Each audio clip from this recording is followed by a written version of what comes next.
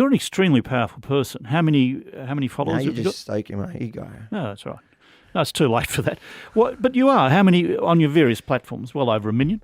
Oh, yeah, probably a couple million. Couple of million. Couple of million people listening to you, watching you, taking Imagine you a seriously. little. That's it. Now you're answering your first question from the beginning of the interview. Why the mainstream media hate me so much? I took many eyeballs off them through COVID. Show me journalists who walk the streets and people walk up to them and say, "Oh, thank you for your work." I've spent my life in mainstream media, more than 50 years. If I wasted it, if I got it wrong.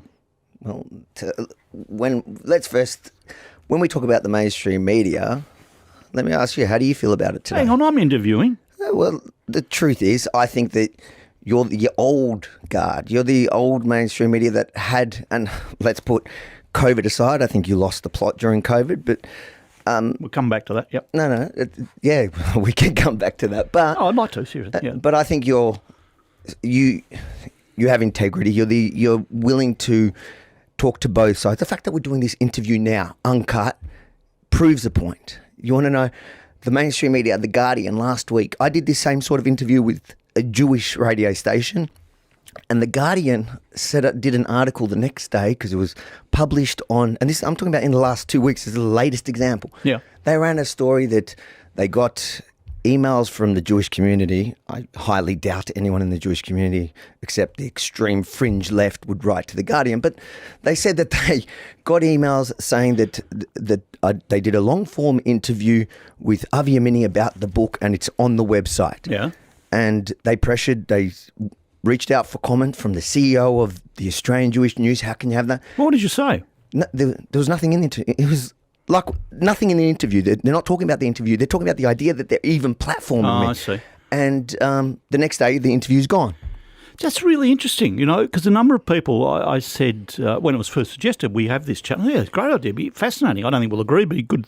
And so, oh no, it's going to cause trouble. You'll get people criticising. How can you give him a platform? We talked on radio a while ago. No, several times. And the message again was, you're giving this idiot a platform. Now, I don't mind giving somebody a platform, provided it's an honest one and provided there's a debate. And I probably will disagree, and I probably do think you're an idiot in some ways. But what that worries me. What's happened that the world says you can't talk to that bloke? But that's my point about mainstream media. However, having said that, I wouldn't be keen on interviewing a Nazi. Well, I did a few weeks ago. That's probably where we maybe differ, but I went to the protest where there were Nazis and anti-Nazis. The so-called anti-Nazis were the only one that got violent to a Jew, and then the Nazis. Ironically, at the end, they were both marching for Palestine, which I found interesting. They were dressed the same. But I'll talk to anyone because I think that if you have a bad idea, I'd rather challenge it. Pushing them underground doesn't help. No, it's a fair point.